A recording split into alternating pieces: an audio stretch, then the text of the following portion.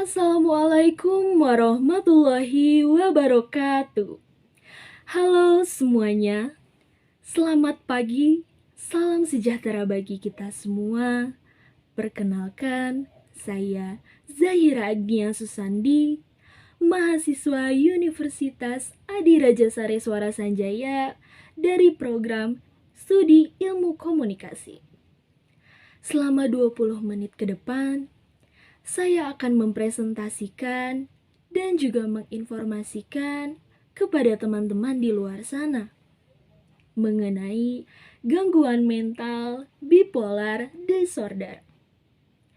Sebelum saya memulai presentasinya, saya ingin bertanya kepada teman-teman di rumah.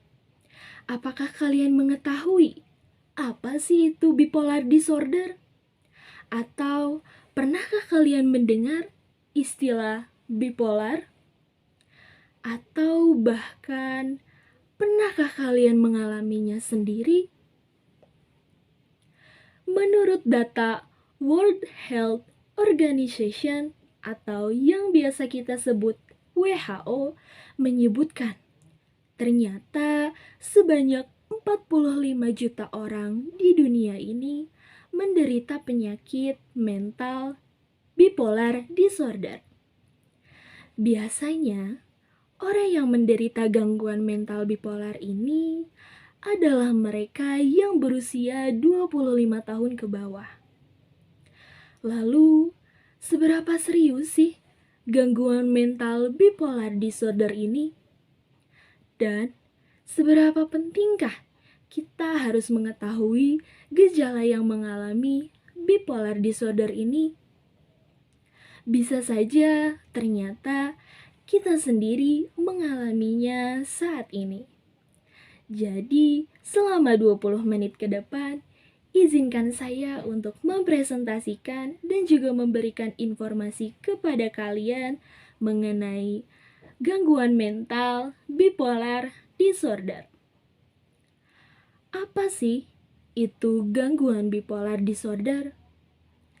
Bipolar disorder atau yang juga dikenal dengan gangguan mental bipolar adalah suatu gangguan mental yang menyebabkan terjadinya perubahan mood yang cukup ekstrim. Hal ini membuat orang yang mengalaminya bisa berubah perasaan secara tiba-tiba dan secara ekstrim. Dari yang tadinya sangat bahagia atau yang biasa kita sebut sebagai episode manik menjadi sangat sedih dan depresi. Seringkali di antara perubahan keduanya, pasien yang menderita gangguan bipolar ini tetap mengalami kondisi suasana hati yang normal. Meski demikian, perlu ditekankan penyakit depresi dan penyakit gangguan bipolar bukanlah suatu hal yang sama. Saat penderita penyakit bipolar itu sedih, ia akan merasa sangat tertekan, kehilangan harapan, bahkan dapat kehilangan keinginan untuk melakukan kegiatan sehari-harinya. Akan tetapi, ketika episode rasa senang atau yang biasa kita sebut sebagai episode manik itu muncul, ia akan merasa sangat bersemangat dan juga penuh gairah. Perubahan mood tersebut dapat terjadi beberapa kali dalam 1 tahun. Kondisi jiwa ini dapat menyebabkan rusaknya hubungan pribadi, rendahnya motivasi, dan produktivitas di tempat kerja. Kondisi ini juga dapat menyebabkan gangguan yang lebih buruk. Bahkan, orang yang memiliki gangguan mental bipolar disorder selalu mempunyai perasaan ingin melakukan bunuh diri.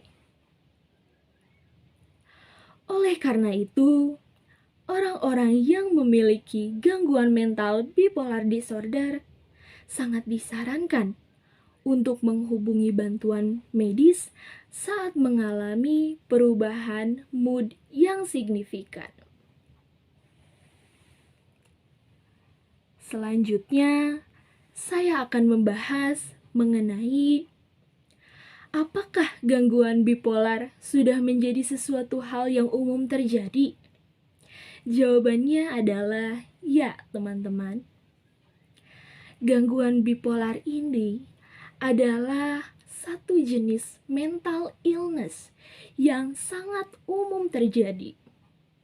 Bahkan, data WHO atau World Health Organization menyebutkan ternyata sebanyak 45 juta orang di dunia ini menderita penyakit gangguan mental bipolar disorder. Bipolar disorder pun seringkali muncul pada masa akhir remaja atau masa awal dewasa. Setidaknya, setengah dari keseluruhan kasus gangguan bipolar disorder merupakan mereka yang berusia di bawah 25 tahun. Meski demikian, tidak menutup kemungkinan kondisi ini juga dapat ditemukan pada anak-anak dan orang dewasa.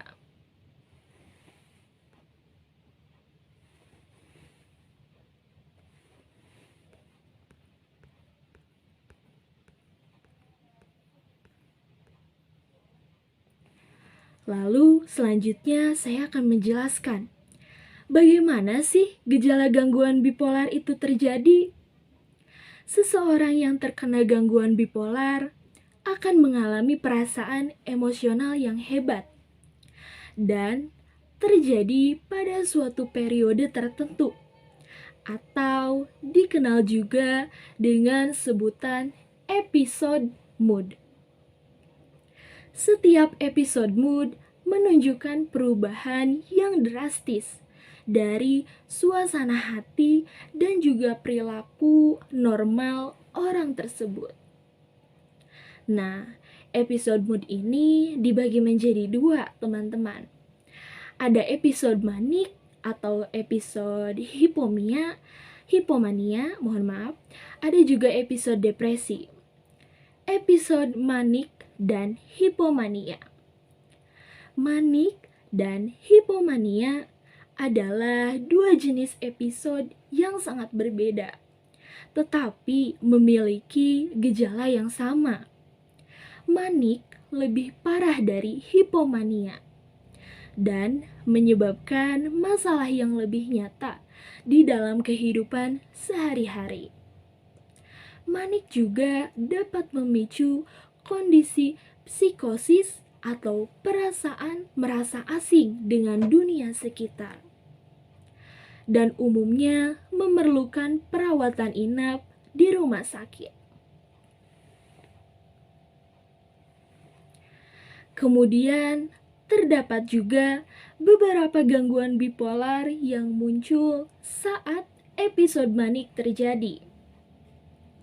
Yang pertama, terlalu bahagia, terlalu berenergi, serta terlalu bersemangat yang berlebih. Kemudian, ia akan menjadi sangat sensitif dan mudah tersinggung. Kemudian, ia akan sangat kurang tidur atau bahkan merasa tidak membutuhkan tidur sama sekali.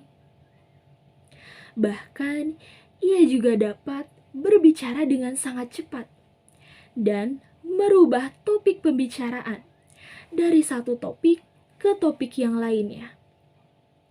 Kemudian, mereka juga akan merasa seperti pikiran mereka itu berpacu. Dan juga mereka akan berpikir bisa melakukan banyak hal sekaligus. Maka dari itu, tidak jarang mereka akan membuat keputusan yang buruk seperti makan dan minum secara berlebihan. Kemudian mereka juga akan menghabiskan banyak uang atau berfoya-foya, dan bahkan mereka juga akan melakukan hubungan seks yang sembrono. Kemudian yang kedua, ada episode depresi.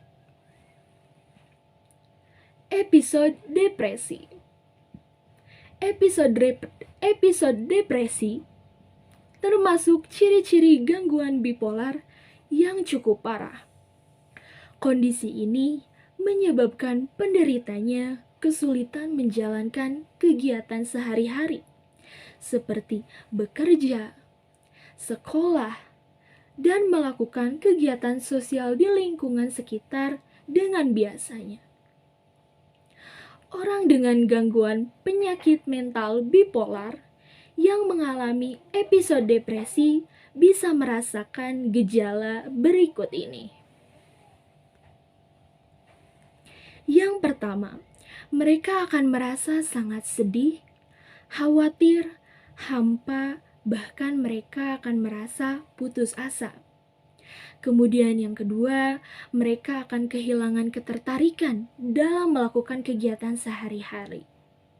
Yang ketiga, mereka akan makan atau pola makan mereka akan menjadi lebih sedikit. Yang keempat, mereka akan merasa sering mengantuk dan juga malas untuk melakukan aktivitas apapun. Yang kelima, mereka akan selalu sadar diri dan juga minder ataupun insecure atas dirinya sendiri. Yang selanjutnya, mereka akan sulit berkonsentrasi. Bahkan yang lebih parah, ketika mereka merasakan episode depresi ini, mereka akan mempunyai pemikiran untuk bunuh diri.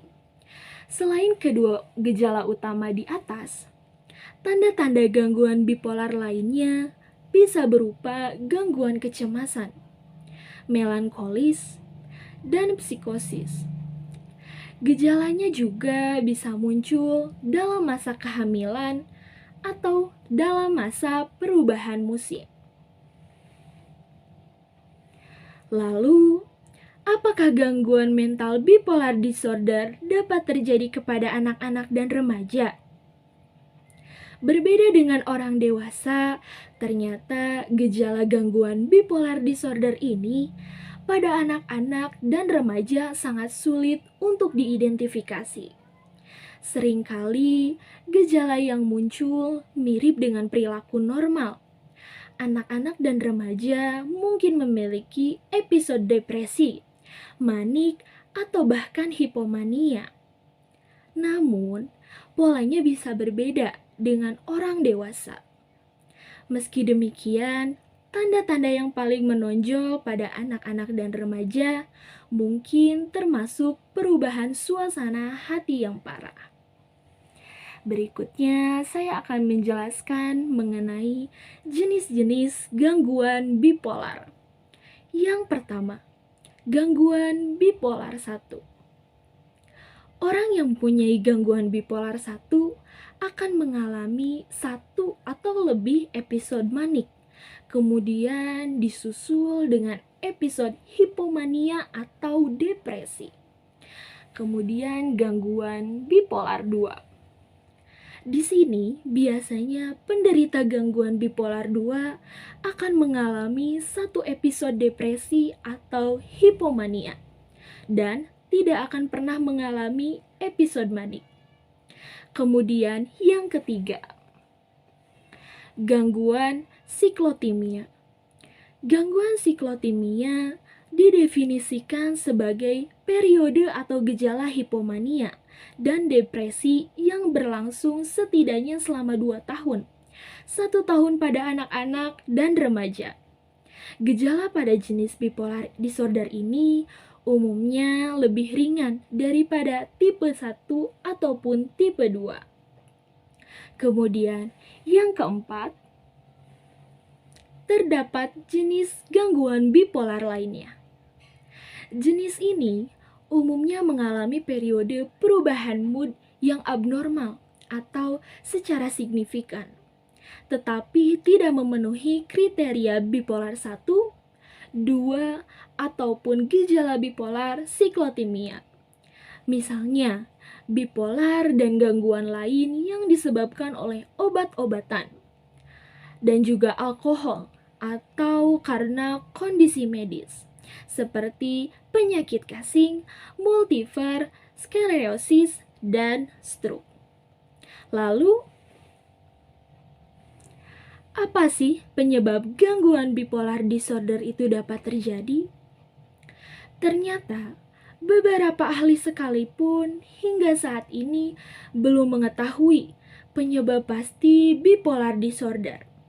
Tetapi gangguan mental ini biasanya disebabkan oleh ketidakseimbangan neuron transmitter atau zat pengontrol fungsi otak. Selain itu, ada juga yang berpendapat bahwa gangguan ini berkaitan dengan faktor genetik atau faktor keturunan. Ada pula beberapa faktor yang diduga bisa meningkatkan risiko seseorang terkena gangguan bipolar. Adalah mengalami stres tingkat tinggi, kemudian mengalami pengalaman traumatik, kecanduan alkohol atau obat-obatan terlarang, dan memiliki riwayat keluarga dekat atau turunan dari keluarga kandung yang menderita kondisi serupa, yaitu kondisi bipolar. Lalu, saya akan menjelaskan mengenai diagnosis gangguan bipolar. Menurut psikolog Dani Tri Astuti, dibutuhkan evaluasi psikologis untuk mendiagnosis gangguan bipolar ini. Ia berkata, dalam hal ini, psikolog atau dokter biasanya menanyakan tentang pola perilaku pasien, suasana hati yang dirasakannya, lalu apa yang dipikirkannya. Selain itu, psikolog atau dokter juga biasanya meminta pasien dan keluarga pasien untuk memberikan informasi yang berkaitan dengan episode manik dan juga episode depresi. Karena ada kondisi lain yang juga bisa menyebabkan gejala yang sama. Seperti kondisi bipolar, yaitu hipertiroid dan hipotiroid. Maka pemeriksaan fisik yang berkaitan dengan dua penyakit tersebut juga perlu dilakukan untuk memastikan kondisi pasien. Lalu, apa sih sebetulnya pengobatan dari gangguan bipolar ini? Bipolar dapat diobati dengan cara seperti apa? Nah, tujuan penanganan gangguan bipolar ini adalah untuk menurunkan frekuensi terjadinya episode-episode manik dan juga episode-episode depresi, agar penderita dapat hidup secara normal dan berbaur dengan lingkungannya. Selain memperbaiki pola hidup, penanganan biasanya mencakup pemberian obat-obatan yang dikombinasikan dengan terapi psikologis. Contohnya seperti terapi perilaku kognitif. Lalu, tes apa saja sih yang bisa dilakukan untuk mendiagnosis gangguan bipolar tersebut? Tes atau pemeriksaan fisik. Tes ini akan membantu mengetahui penyebab gejala. Kemudian tes laboratorium. Sama seperti pemeriksaan fisik, tes laboratorium seperti tes DNA terkadang dibutuhkan untuk mengenyampingkan kondisi medis lainnya yang mungkin terjadi yang menyebabkan perubahan gejala. Kemudian terdapat tes psikologis. Kita akan ditanyai atau perlu mengisi sebuah kuesioner psikologis untuk mengetahui tentang perasaan, pikiran, dan perilaku kita sehari-harinya. Kemudian penggambaran mood. Kita atau mereka yang mengalami gangguan bipolar disorder mungkin akan dimintai untuk membuat catatan di buku harian tentang bagaimana pola tidurnya, bagaimana mood mereka sehari-harinya, dan bagaimana tingkah laku mereka untuk menentukan diagnosisnya. Kemudian, pengobatan gangguan bipolar dapat dilakukan di rumah dengan cara perubahan gaya hidup sehat dan pengobatan di rumah yang dapat dilakukan dengan mengatasi bipolar disorder. Yang pertama, tidur yang cukup dan mengikuti jadwal tidur yang rutin. Kemudian yang kedua, melakukan aktivitas fisik secara rutin. Kemudian yang ketiga, membangun hubungan yang sehat dengan orang-orang yang memiliki pengaruh positif. Ini juga berlaku bagi kalian atau teman-teman di rumah yang memiliki teman yang mengidap bipolar disorder dalam mengatasi atau dalam membantu kondisinya. Kemudian akhiri kebiasaan mengkonsumsi alkohol dan hindari penyalahgunaan zat terlarang. Untuk itu teman-teman, janganlah ragu untuk selalu rutin memeriksakan kesehatan mental kita atau orang-orang terdekat kita ke psikolog ataupun psikiater demi kesehatan mental yang baik. Kesehatan mental merupakan hal yang sama pentingnya dengan kesehatan fisik. Keduanya harus sama-sama dijaga. Menurut Stanley Victor Patkovich, ia mengatakan bipolar adalah penyakit, bukan tujuan tanpa harapan yang dapat dipertahankan dengan pengobatan yang tepat. Memiliki gangguan bipolar tidak berarti kamu hancur. Itu berarti kamu kuat dan berani untuk melawan pikiranmu setiap hari. Sekian yang dapat saya sampaikan. Saya Zahira Agnia Susandi pamit undur diri. Wassalamualaikum warahmatullahi wabarakatuh.